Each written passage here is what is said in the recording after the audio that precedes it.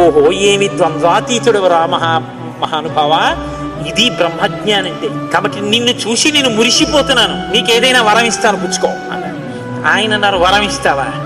మళ్ళీ ఇదో మోహం, వరం ఇవ్వడం శాపం ఇవ్వడం ఏమిటి ద్వంద్వాలు, నాకేం అక్కర్లేదు, నీకేమైనా కావాలా నేను ఇస్తానన్నాడు. అంటే పరమశివుడు అన్నాడు, ఈ మాట నీతో అనిపించడం కోసమే ఇంతసేపు నిల్చున్నాడు, నీలాంటి కొడుకు కావాలి, నువ్వు నాకు కొడుకు అవుతావా అన్నారు.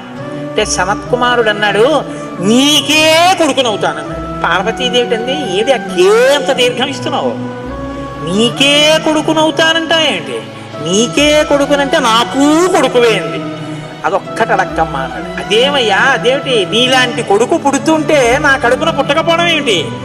అమ్మా ఎంత పార్వతీదేవివైనా తల్లి, నేను ఒక కడుపున పుట్టడం అంటే అమ్మా తల కింద పెట్టి కాళ్ళు పైకి పెట్టి 9 నెలలు అమ్మ కడుపులో పడుకుని యోని ద్వారంలోంచి బయటికి రాలేనమ్మా, శివకుమారుడిగా పుడతాను, నీకు కుమారుణ్ణే తప్ప అమ్మ నీ కడుపున మాత్రం పుట్టను. అంటే ఆవిడ చిన్న బుచ్చు, అయ్యయ్యో నేను కూడా కలిసి అడగకపోవడం వల్ల వచ్చింది, కానీ నా కోరిక నువ్వు ఇంకొకలా తీర్చాలని ఆవిడ. ఎలా తీర్చాలమ్మా అని అడిగాడు. నువ్వు నా కడుపున పుట్టకపోయినా ఆఖరణ పుట్టేటప్పుడు మాత్రం ఆ శరవణ తటాకం దగ్గర నుంచి పుట్టాలి, నీ మంత్రం కూడా ఆ తటాకం నా పేరు మీదే ఉండాలి. అందుకే ఆయన మంత్రం శరవణ భవ సుబ్రహ్మణ్యుడు. అంటే ఆయన అన్నాడమ్మా తప్పకుండా, అలా నేను పరమశివుని యొక్క తేజస్సు చేత నీ తటాకంలోంచి పుడతాను,